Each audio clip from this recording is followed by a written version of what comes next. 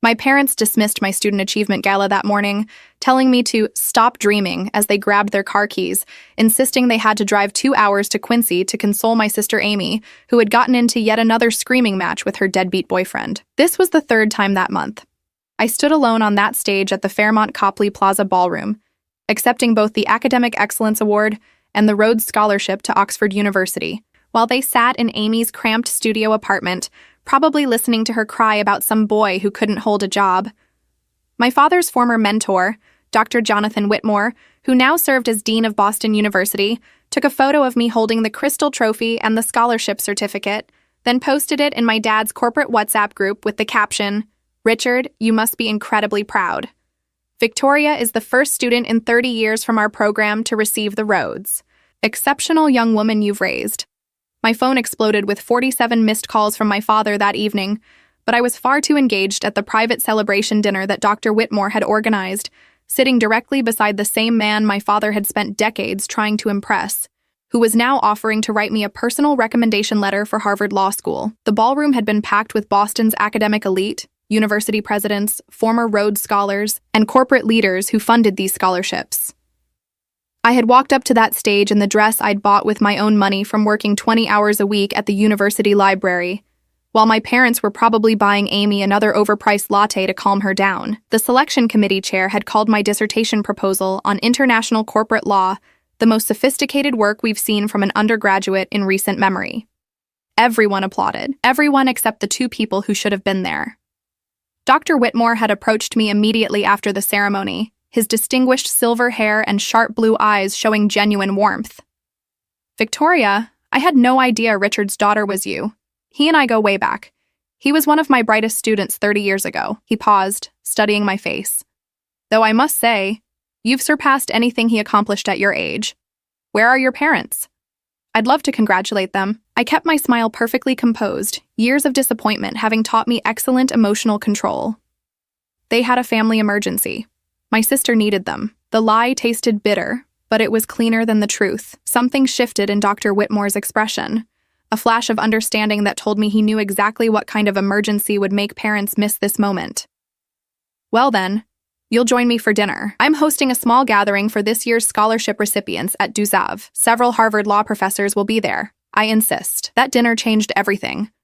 While my phone vibrated continuously in my purse with my father's increasingly frantic calls, I sat between Dr. Whitmore and Professor Catherine Morrison from Harvard Law, discussing my plans for Oxford and my eventual legal career. Professor Morrison, a formidable woman in her 60s who had argued before the Supreme Court, seemed fascinated by my research interests. "International corporate law with a focus on family business succession disputes," she mused. "That's quite specific for someone your age. Personal interest?"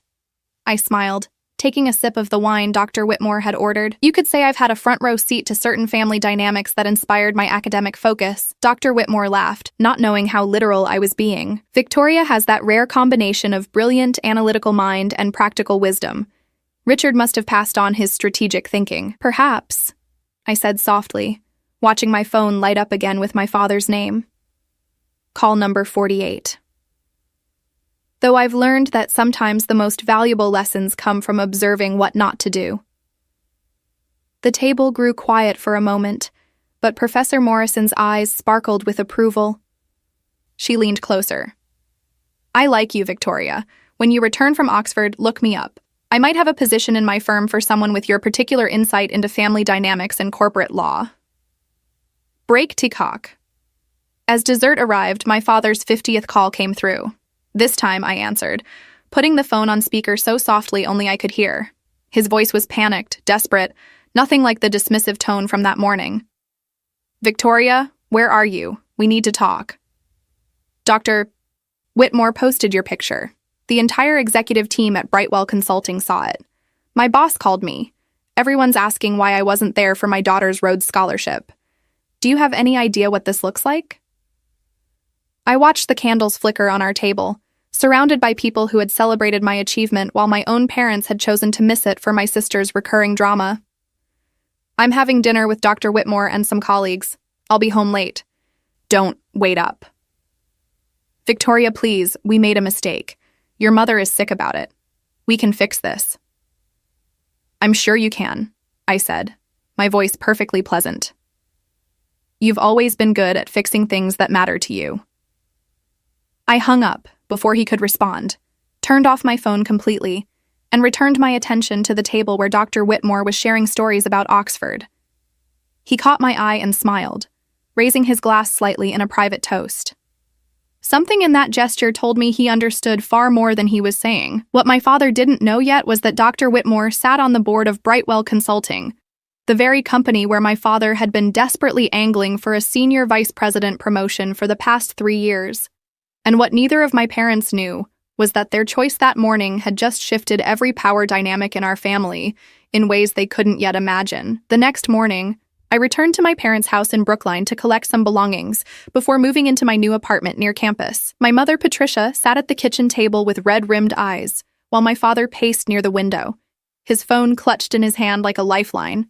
Amy sprawled on the couch, scrolling through her phone, completely oblivious to the tension. "Victoria, sweetheart, we need to talk about yesterday," my mother began, her voice trembling with what I recognized as performative guilt rather than genuine remorse.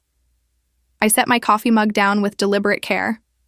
"There's nothing to discuss. You made your choice."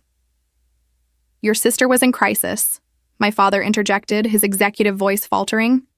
"She needed us." I looked at Amy, who hadn't even glanced up from her phone. "Amy, what was the emergency yesterday that required both parents to drive 2 hours immediately?" She finally looked up, confused. "What?" "Oh, Jake said he wanted to take a break.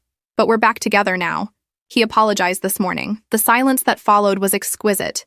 My mother's face went pale. My father's jaw tightened as the reality of their decision crystallized. They had missed the most important moment of my academic career for a relationship drama that had resolved itself within 18 hours. "Dr. Whitmore mentioned you were his student, Dad," I said, gathering my things. "He seems disappointed he didn't get to meet you yesterday. He said something about discussing your upcoming performance review with the board next month." My father's face drained of color. "Victoria, please. I'll talk to Jonathan. I'll explain." "Explain what? That your daughter's Rhodes Scholarship was less important than your other daughter's temporary boyfriend problem?" I shouldered my bag.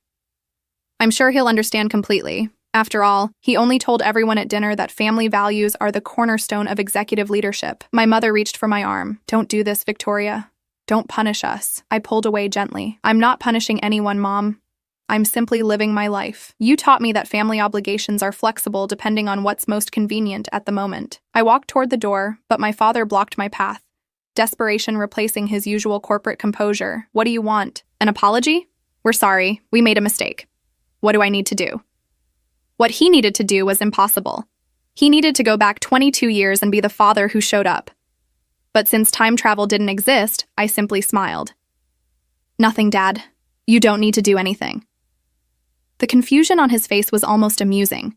He'd expected me to leverage this moment, to demand something, to negotiate. He didn't understand yet that I'd stopped caring about their validation years ago. This wasn't about extracting apologies or promises they'd never keep. This was about them finally experiencing consequences. Over the next week, the fallout began spreading through my father's professional network. Dr. Whitmore's WhatsApp post had been shared and discussed extensively. Colleagues from Brightwell Consulting kept approaching my father with congratulations about his brilliant daughter, each conversation a subtle reminder that he hadn't been present for her achievement. His boss, Martin Caldwell, mentioned it during their Monday strategy meeting, expressing surprise that Richard hadn't mentioned Victoria's Rhodes Scholarship during their weekly check-ins. "I had no idea your daughter was such an exceptional student, Richard," Martin said in front of the entire senior team. "Dr. Whitmore speaks very highly of her, says she's the brightest young legal mind he's encountered in his 40-year career." My father smiled tightly, unable to admit he'd missed the actual ceremony. "Victoria has always been driven. You must have been beaming with pride at the gala," another executive added. "My daughter attended as well. She said the ballroom was incredible. Did Patricia enjoy the ceremony?" I heard about this conversation later from Sarah Chen, a junior analyst at Brightwell who'd become friendly with me through mutual connections. She had been sitting in that meeting, watching my father's careful evasions, and she'd immediately understood what had happened. Sarah had her own history with neglectful parents who prioritized her brother's mediocrity over her excellence. "Your father looked like he wanted to disappear," Sarah told me over coffee. Martin kept pressing for details about the ceremony. Richard kept deflecting. Finally, Dr. Whitmore himself walked into the meeting. My heart rate picked up slightly. Whitmore was there. Board meeting ran long, so he stopped by to say hello to the executive team. Martin immediately congratulated him on mentoring such a brilliant student. Whitmore looked directly at your father and said, "Yes, though I had to celebrate Victoria's achievement without her parents. Family emergency," she told me, though she handled herself with remarkable grace considering. The professional damage had begun, but I hadn't orchestrated it. I'd simply allowed the truth to exist in spaces where my father had built his reputation on family values and balanced priorities. Brightwell Consulting's entire brand centered on holistic leadership and executive wellness through family commitment. My father had given presentations about work-life balance. He'd written internal memos about prioritizing what mattered, and now everyone knew he'd missed his daughter's Rhodes Scholarship ceremony. My mother called 3 times that week. I answered once, keeping my voice pleasantly neutral. "Mom, I'm quite busy with graduation preparations and Oxford arrangements." "Victoria, your father is having a difficult time at work. People are asking questions." "Questions about what?" Her silence stretched uncomfortably. "About why we weren't at your ceremony. That seems like a reasonable question." "Why weren't you?" "We've explained that. Amy needed us." I let the silence hang between us, forcing her to hear how hollow that justification sounded when spoken aloud to someone who wasn't going to accept it anymore. Finally, I said, "I need to go, Mom. I have a meeting with Professor Morrison about summer research opportunities." "Catherine Morrison? From Harvard Law?" The shift in her tone was immediate, from guilt to strategic interest. "Victoria, that's wonderful. Your father knows several people who work with her firm." "I'm aware. Dr. Whitmore introduced us. He's been incredibly supportive." Another silence. This one heavier with implication. My mother wasn't stupid. She understood that Dr. Whitmore's support came with professional access that my father desperately needed for his career advancement. And that access now flowed through me. "Perhaps we could have dinner," she suggested carefully. "The 4 of us. You could tell us about your Oxford plans."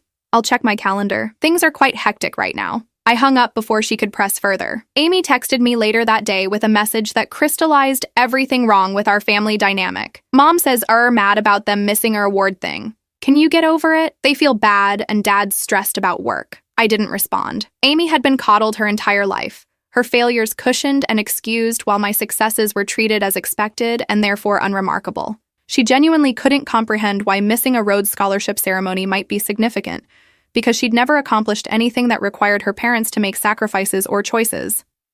Dr. Whitmore invited me to lunch at the Harvard Club the following week. We sat in the elegant dining room overlooking Commonwealth Avenue, and he was remarkably direct. "Your father has requested a meeting with me about the senior vice president position he's been pursuing." I set down my fork carefully. "I wasn't aware you were involved in those decisions. The board provides input on executive promotions. I've known Richard for 30 years, Victoria. He was genuinely talented as a young man, but somewhere along the way, he lost sight of what matters." Dr. Whitmore studied me with those sharp blue eyes. "I'm not going to interfere with your family relationships, but I am curious about something. What do you want from all this?" The question hung between us, heavy with implication. He was offering me power, influence over my father's career trajectory. All I had to do was indicate what outcome I preferred. I said slowly, choosing my words with precision, "for people to experience the natural consequences of their choices without interference or protection. I think that's fair, don't you?" Dr. Whitmore smiled, and it wasn't entirely pleasant. "Remarkably fair. Your father taught a seminar once on accountability in leadership. I believe his thesis was that executives must model integrity in all aspects of their lives. That does sound like something he would say." "Indeed." He signaled for the check. "I have that board meeting next month where we'll discuss the SVP position. Several strong candidates.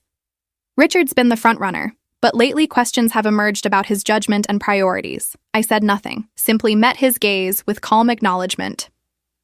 "You're going to do extraordinary things at Oxford, Victoria," he continued. "And I suspect when you return, you'll find opportunities waiting that others your age couldn't dream of. Doors open for people who understand how the world actually works." As we stood to leave, he paused. "Your father called me 5 times this week. Wanted to explain about the ceremony. I haven't returned his calls." "Why not?" "Because some things can't be explained away, Victoria.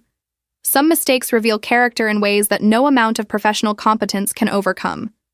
3 weeks later, I graduated summa cum laude from Boston University with a triple major in political science, economics, and philosophy. My parents attended this ceremony, sitting in the auditorium with forced smiles while Amy complained about the length of the program. Dr. Whitmore delivered the commencement address, speaking eloquently about character, sacrifice, and the difference between success and significance. True leadership, he said from the podium, his voice carrying across the crowd, requires us to prioritize what genuinely matters, not what's merely convenient or comfortable. The students graduating today have made countless sacrifices to reach this moment. They deserve families who recognize and honor those sacrifices. My father shifted uncomfortably in his seat. Several people in our section turned to congratulate him on my achievements, each interaction a fresh reminder of what he'd missed 3 weeks earlier. The difference between this ceremony and the Rhodes event was stark. This was obligatory, expected. The other had been extraordinary. At the reception afterward, my parents tried to monopolize my time, positioning themselves for photos, introducing me to their friends as our brilliant daughter who's going to Oxford. I watched this performance with clinical detachment, noting how easily they claimed credit for achievements they'd barely acknowledged until public recognition made them valuable. Professor Morrison approached us with Dr. Whitmore, and my father's demeanor shifted instantly into professional networking mode. Jonathan, Catherine, wonderful to see you both. We're so grateful for your mentorship of Victoria. Are you? Dr. Whitmore's tone was perfectly polite, but something underneath cut like a blade. I wasn't aware you'd been particularly involved in Victoria's academic journey. My mother jumped in quickly. Oh, we've always supported her education. Richard and I made sure she had every opportunity. I see. Professor Morrison's cool gaze assessed my parents with the same analytical precision she probably used in cross-examination. Victoria mentioned she worked 20 hours weekly at the library to fund her research materials and conference travel. That must have built remarkable character. The implication landed perfectly. My father had bought Amy a new car last year when she wrecked her previous one driving drunk. He'd paid for her apartment, her tuition, her endless stream of emergencies, but I'd worked to fund the extras that made me competitive for Oxford because he'd told me it would build discipline. We believe in teaching our children self-sufficiency, my father said, his executive smooth-talking deployed at full force. Of course, Dr. Whitmore replied, though I wonder if both children received the same lessons in self-sufficiency, or if certain expectations varied depending on which daughter required instruction. The conversation continued in this vein, pleasant on the surface but laced with pointed observations that left my parents increasingly uncomfortable. I said very little, allowing Dr. Whitmore and Professor Morrison to conduct what was essentially a professional evisceration disguised as polite small talk. When they finally excused themselves, my father turned to me with barely contained frustration. What have you been telling them about our family? Nothing but the truth, Dad. Why? Is the truth problematic? Victoria, I don't know what game you're playing, but you need to stop. My career is suffering because of your resentment over one missed event. I looked at him with genuine curiosity. One event? Is that how you're framing this? You know what I mean. The gala. We've apologized. What more do you want? What I wanted was impossible to articulate because it wasn't about one event. It was about 22 years of being the daughter who didn't need emotional support because I was handling things fine. It was about every academic award that was met with good job, while Amy's mediocre report cards earned family celebrations. It was about being told my research presentations were boring, while Amy's stories about her social drama received rapt attention. It was about working 20 hours a week while watching my sister receive an allowance for accomplishing nothing. But I didn't say any of that. Instead, I smiled and said, I want you to experience what I've experienced, Dad. The feeling that your achievements and struggles matter less than someone else's convenience. His face darkened. You're deliberately sabotaging me. I'm doing nothing. I'm going to Oxford, building my career, forming relationships with people who value my work. If that somehow creates problems for you, perhaps you should examine why. My mother placed a hand on my arm, her grip tight. Victoria, enough. You're being cruel. The accusation was so absurd I almost laughed. Cruel was missing the Rhodes ceremony.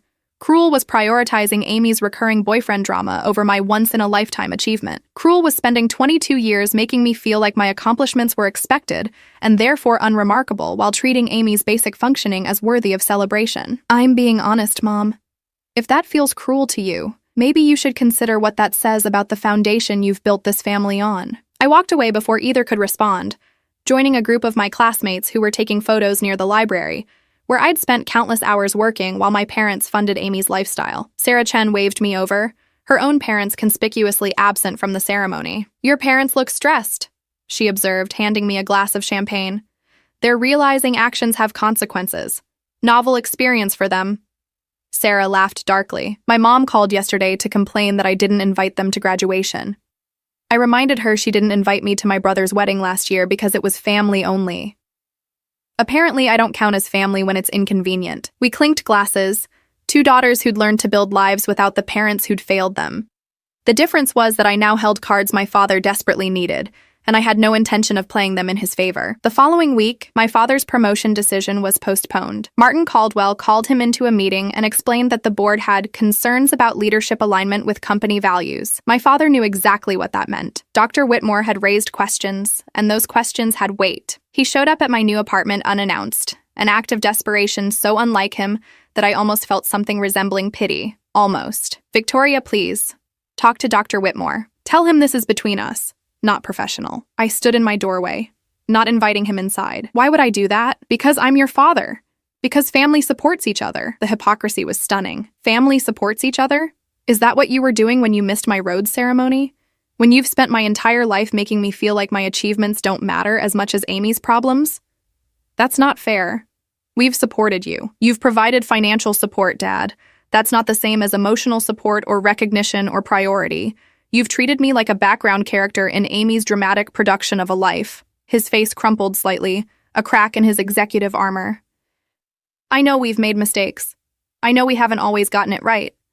But you're destroying my career over this. I'm not destroying anything. You destroyed it yourself by making choices that revealed who you are when it matters. Dr. Whitmore didn't need me to explain anything. He saw your absence and understood perfectly. So that's it? You're just going to let my career implode because we missed one ceremony? I stepped back, preparing to close the door. No, Dad. I'm going to let your career develop naturally based on the choices you've made and the character you've demonstrated. That's called accountability. I believe you gave a seminar on it once. I closed the door on his protests, listening to him knock and call my name for several minutes before finally leaving. My phone rang immediately. Then again. Then text messages from my mother, from Amy, all demanding I fix this as though I'd broken something rather than simply stopped protecting them from consequences. That evening, Professor Morrison called. Victoria, I wanted to give you a heads up. I've been asked to provide input on the Brightwell SVP selection. Dr. Whitmore mentioned your father is a candidate. I see. I'm going to be honest with you. Based on what I've observed about his priorities and judgment, I can't in good conscience recommend him for a position requiring exemplary leadership. I wanted you to know this comes from my professional assessment, not personal favoritism toward you. I understand, Professor. I appreciate your integrity. You're not going to ask me to reconsider? Why would I? You're evaluating him based on merit and character. That seems appropriate. She was quiet for a moment. You're going to be formidable at Oxford, Victoria, and absolutely terrifying in a courtroom someday. After we hung up, I stood at my apartment window, looking out over Boston, thinking about the intricate web of consequences spreading from one seemingly simple choice. My parents had thought missing the gala was a minor decision, easily apologized for and forgotten. They hadn't understood that it was the final stone in a cairn I'd been building my entire life, the accumulated weight of being second priority finally becoming too heavy to carry. And now that weight was shifting onto them, and they were discovering they couldn't bear it any better than I had. My phone buzzed with another message from Amy. Seriously, Vic, stop being such a bitch. Dad's losing his job BC of UU, or ruining our family. I blocked her number without responding. Our family had been ruined long before I stopped accepting crumbs and started demanding the respect I'd earned. The board meeting happened on a Thursday in late June. I was in my apartment packing for Oxford when Sarah texted me. Board meeting today. Your dad looked like he was walking to his execution this morning. I continued folding clothes, placing them carefully in my suitcase. Professor Morrison had helped arrange a research assistant position at Oxford that would cover my living expenses beyond the scholarship. Dr. Whitmore had written me 3 additional letters of recommendation for various opportunities. My future was crystallizing beautifully while my father's crumbled. At 3:47 p.m., my mother called. I let it go to voicemail. Then my father called. Voicemail. Then my mother again. On her 4th attempt, I answered. Victoria, thank God. They passed him over. Martin gave the promotion to Jennifer Stokes instead. Your father is devastated. He worked for this for 3 years. Jennifer is excellent, I said calmly, continuing to pack. She's published 2 books on sustainable business practices and has impeccable client satisfaction ratings. That's not the point. The point is that Dr. Whitmore sabotaged your father's career because we missed your ceremony. This is insane, Victoria. You have to fix this. I don't have to do anything, Mom. And Dr. Whitmore didn't sabotage Dad's career. He simply declined to support someone whose actions contradict the values Dad claims to embody. Values? This is about vindictiveness. You're punishing us. I sat down on my bed, suddenly tired of pretending this was complicated. No, Mom. Punishment would be me actively destroying Dad's career. I'm not doing that. I'm simply not helping him avoid the natural consequences of his choices. There's a difference. Natural consequences? Victoria, he might lose his job entirely. Martin suggested he take a sabbatical to reassess his priorities. Do you understand what that means? It means his employer is questioning whether he's the right fit for their organizational culture. That's a reasonable response when someone's personal behavior contradicts their professional messaging. My mother's voice turned cold. When did you become so heartless? The question almost made me laugh. Heartless. I'd worked 20-hour weeks while carrying a full course load and triple major. I'd written every paper, attended every class, earned every accolade through relentless work. I'd done all of this while watching my parents pour money and attention into Amy's repeated failures. And I was heartless for not rescuing my father from consequences he'd earned. I learned from the best, Mom. You and Dad taught me that family support is conditional and flexible. I'm just applying those lessons. I hung up before she could respond. 30 minutes later, my father appeared at my door again, and this time he looked genuinely broken. His tie was loosened, his usually immaculate appearance disheveled, his eyes red-rimmed. "They're forcing me out," he said without preamble. Paid sabbatical for 6 months, then a transition to new opportunities. He'd corporate speak for firing me without the liability. I leaned against my doorframe, not inviting him in. "I'm sorry to hear that. Are you? Because you could stop this with one conversation." "Could I? What would I say, Dad? That you're actually a devoted father who just happened to miss the most important academic achievement of my life because your other daughter's boyfriend needed consoling? That your priorities perfectly align with the family-centered leadership Brightwell promotes? You could tell them the truth. That we made one mistake." "One mistake," I repeated. "That's really how you see this? One isolated error in judgment?" His face hardened. "What do you want me to say, Victoria? That I've been a terrible father? That I prioritized Amy over you? Fine.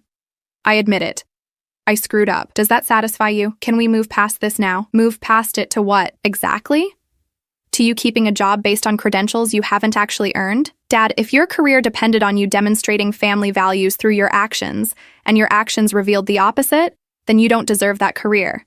It's simple." "Nothing about this is simple. I have a mortgage, retirement plans, financial obligations. Your mother and I have built a life. Amy still needs support through college." There it was. Amy still needs support. Even now, even in this moment of crisis, his concern circled back to my sister, who'd failed her way through 2 years of community college, while I'd earned a Rhodes Scholarship. "Amy is 23 years old and hasn't passed a single semester of college," I said quietly. "Maybe what she needs isn't more support. Maybe she needs to experience consequences too."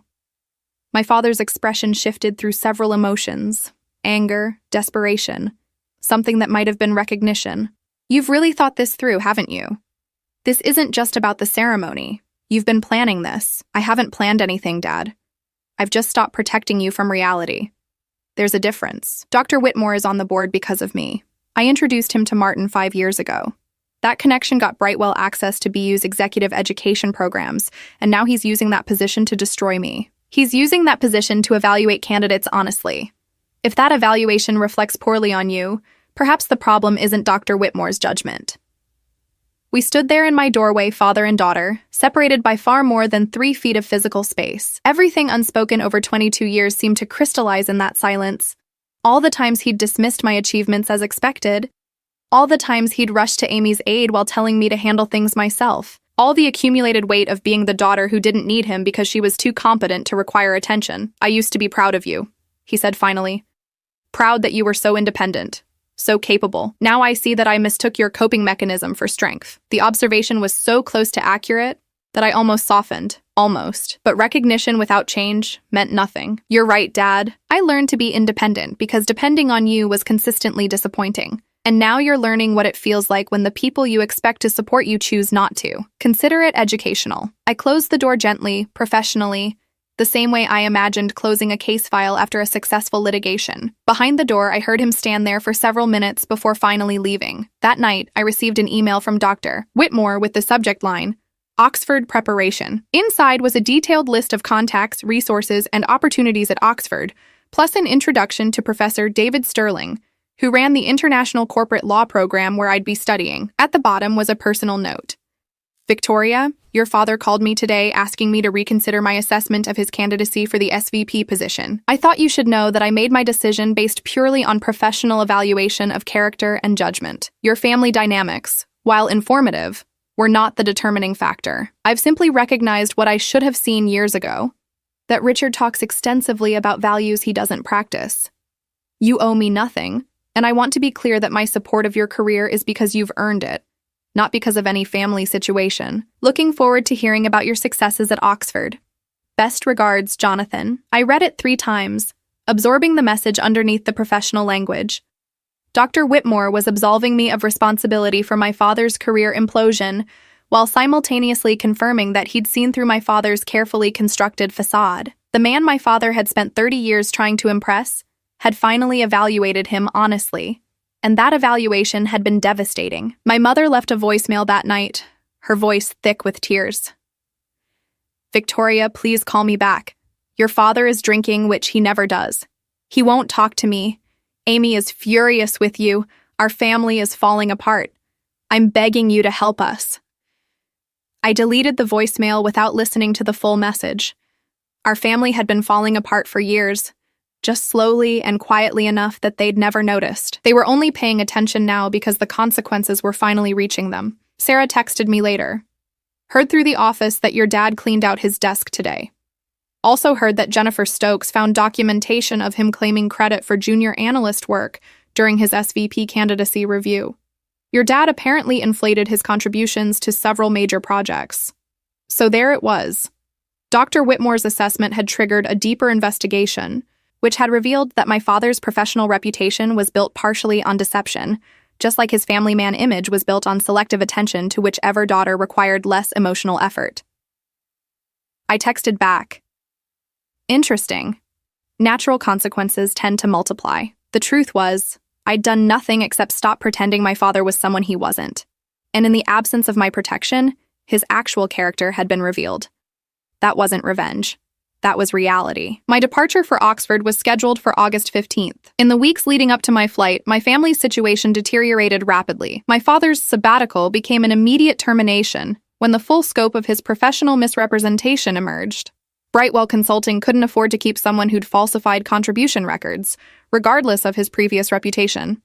The termination came with no severance package due to violation of ethics clauses. My mother called me crying, explaining they'd need to sell the house in Brookline. They'd been living well beyond their means for years, maintaining appearances that my father's inflated income had funded. Without that income and with Amy's continued financial drain, they couldn't sustain their lifestyle. We might have to move to a smaller place in Quincy, my mother sobbed over the phone. Near Amy's apartment. Your father can't even look at me. He's aged 10 years in 2 months. I'm sorry you're going through this, I said, and I meant it. I didn't enjoy their suffering. I simply didn't feel responsible for preventing it. Victoria, please, talk to Dr. Whitmore. Tell him your father has learned his lesson. Tell him we're a family worth saving. A family worth saving, I repeated slowly. When was I worth saving, Mom? When you missed my rhodes ceremony? When you spent my childhood telling me Amy needed more attention because she was struggling? When was I enough of a priority to save? That's different. You were always fine. You never needed us the way Amy did. I was fine because I had to be, because you made it clear that needing you wasn't an option for me. She was quiet for a long moment. You're not going to help us, are you? I'm going to let you experience what it feels like to need help desperately, and have family choose other priorities. That's what you've given me, Mom. I'm just returning it. My father didn't call again, but Amy did, her voice shrill with rage. You selfish bitch. Dad lost his job because of you. We're losing the house because of you. All because you couldn't get over one missed ceremony. Grow up, Victoria. I'm not the one who's 23 and never passed a college semester, Amy. Perhaps we have different definitions of growing up. At least I have a heart. At least I care about family. You care about family supporting you unconditionally regardless of your behavior. That's not the same as caring about family. She screamed something incoherent and hung up. I blocked her number permanently.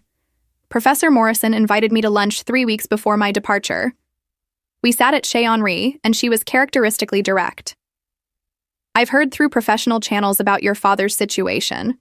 I want to make sure you're all right. I'm fine. Actually, I'm better than fine. I have clarity now. She nodded slowly. Victoria, I'm going to tell you something I don't share with many people. My father was a federal judge. Brilliant legal mind, respected by everyone. He also missed my law school graduation because my brother needed bail money for his third DUI. My father spent that day at the police station managing my brother's crisis while I walked across the stage alone. I set down my fork. What did you do? I stopped trying to earn his approval. I built a career that didn't need his validation or connections.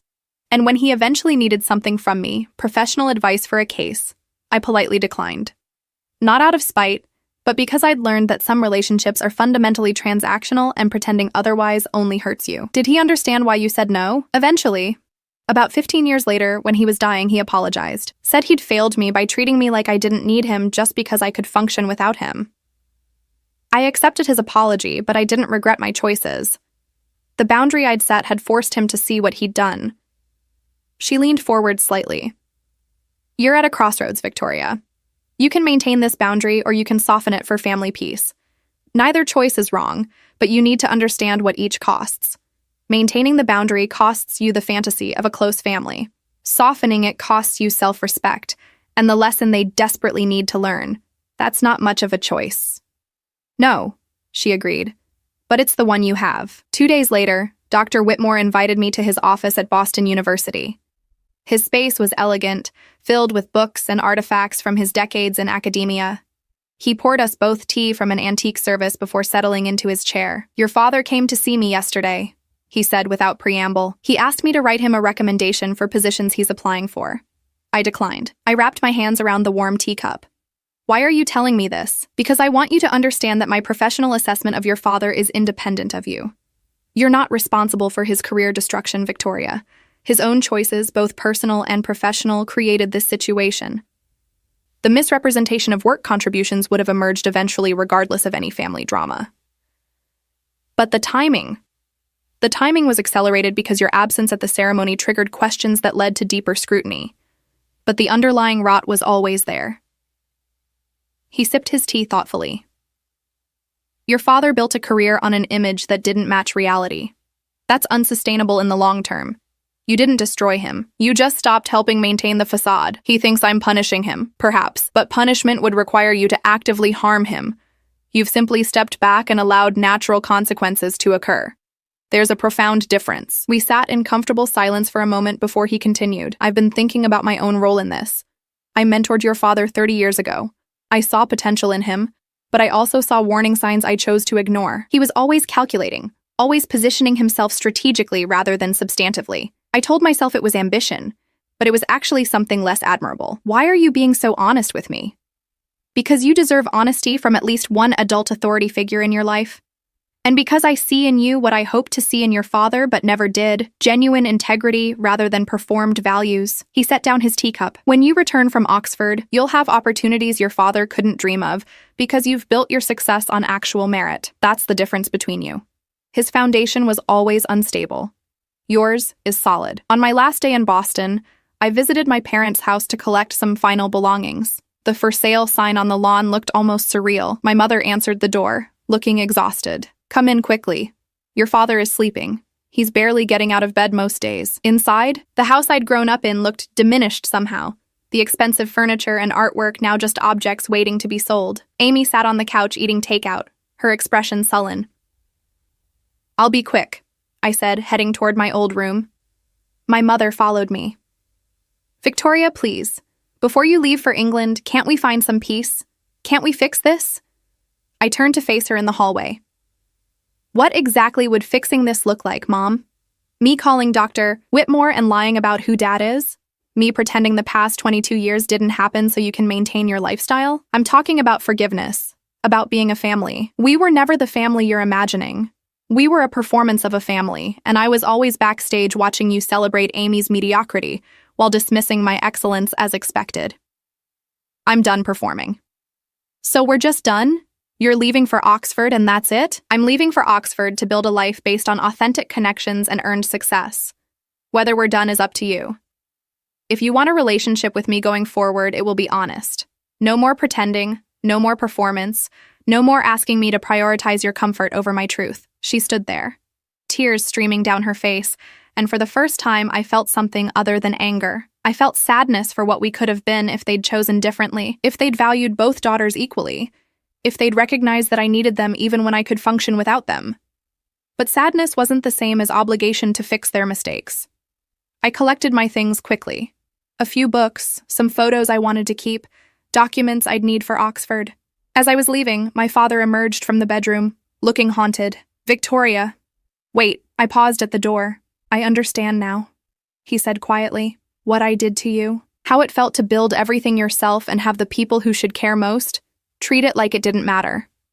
I understand. Do you? I'm living it now. Every door I knock on, closed.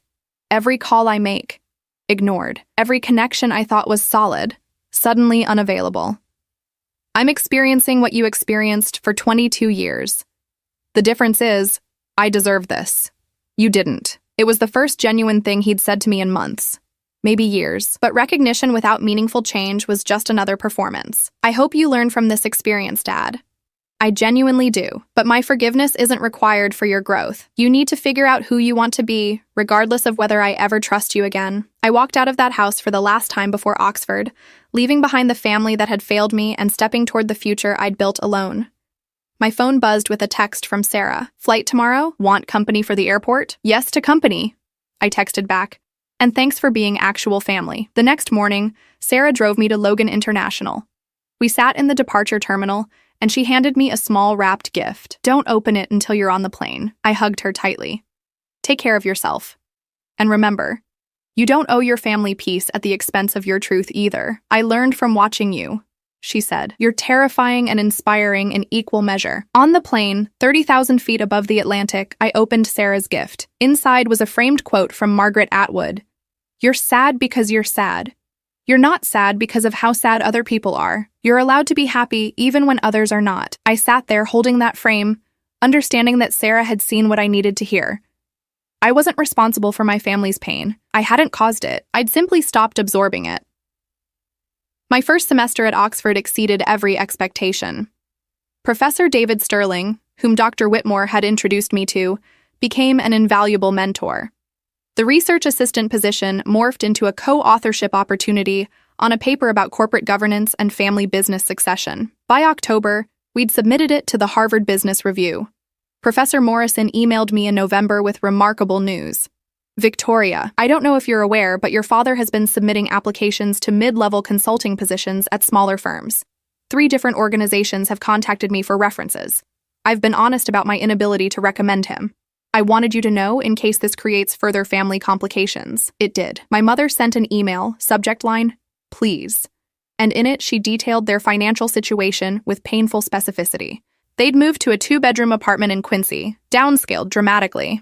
My father was substitute teaching at a local high school, using his economics background to stay financially afloat.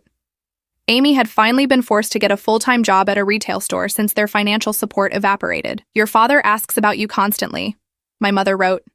"Checks your social media, reads anything published under your name. He's proud of you, Victoria, even if he destroyed any right to tell you that. I'm not asking for forgiveness anymore.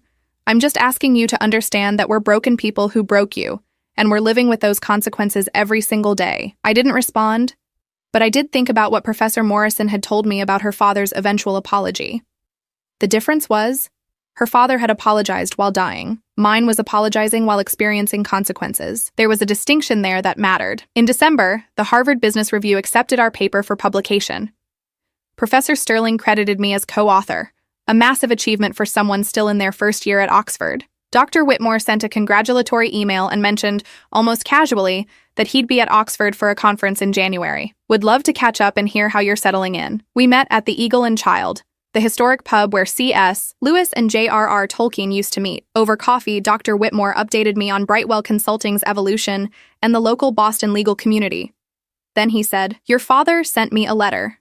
20 pages, handwritten, half apology for his professional misrepresentations, half request that I mentor him through rebuilding his career. What did you say?" "Nothing yet. I wanted to talk to you first. Not because you control my decision, but because I respect your insight. What do you think he deserves?" I watched the winter rain through the pub window. I think he deserves the same chance anyone else would get. If you choose to mentor him, do it based on whether you think he's genuinely changed, not out of obligation to some past connection or consideration for me, but understand that rebuilding trust takes years, and he's starting from negative equity. Dr. Whitmore nodded slowly. That's remarkably fair. More fair than I expected, honestly. I don't need him to suffer forever. I just needed him to understand the weight of his choices. If he's learning, if he's changing, that's his journey. It doesn't require my participation or forgiveness. Back in my Oxford flat, I received a Facebook friend request from Amy. The accompanying message said simply, "I got a promotion to assistant manager. First time I've ever worked for something. Weird feeling. Thought you might understand." I didn't accept the request, but I did respond. Congratulations. Hard work does feel different than entitlement. I hope you keep experiencing it. By May, my first year at Oxford had established me in ways I hadn't anticipated. I'd presented research at 2 international conferences, built relationships with scholars across Europe, and secured a summer internship at a prestigious international law firm in London. Professor Morrison called to inform me that Harvard Law had accepted me into their JD program starting after my Oxford degree, with a full scholarship and a research position in her corporate law clinic. Victoria, I want to be clear that this acceptance has nothing to do with any family dynamics. Your academic record, your research, your recommendations from Oxford faculty, these earned you this spot. You should be extraordinarily proud. Thank you, Professor. That means more than you know. In late May, I received an unexpected email from my father. Subject line, "No response required. Victoria, I'm writing this not to ask anything of you, but because I need to say it. Dr. Whitmore declined to mentor me, but his refusal letter explained why in a way that finally made me understand. He wrote that I'd spent 30 years building a professional identity based on image rather than substance, and that the same pattern existed in my personal life. He was right. I treated you like you didn't need me because it was easier than admitting I didn't know how to be what you needed. I treated Amy like she was fragile because fixing her crises made me feel necessary. Neither approach was about seeing either of you clearly. I'm teaching high school economics now. 10th graders, they're smart and honest and completely willing to tell me when I'm full of it. It's humbling. I'm starting to understand what actual teaching requires versus performing expertise. Your mother and I are in couples therapy. She's also in individual therapy dealing with her own patterns. Amy is living independently for the first time, struggling but growing. I look at what you've built alone, everything you accomplished while I was too blind to see it properly, and I'm in awe of you. Not in a way that requires your acknowledgement, but in a way that makes me wish I could go back and be different. Since I can't, I'm trying to be different going forward. You owe me nothing. Not forgiveness, not communication, not consideration. I'm writing this purely to tell you that you were right about everything, and I'm sorry it took losing everything to understand that. Your proud but undeserving father. I read it 3 times, analyzing it the way I'd analyze a legal brief. The language was different, less performative, more genuine. But words without sustained action were meaningless, and I wouldn't know if his changes were real for years. I didn't respond, but I didn't delete it either. In June, Sarah visited me at Oxford for a week.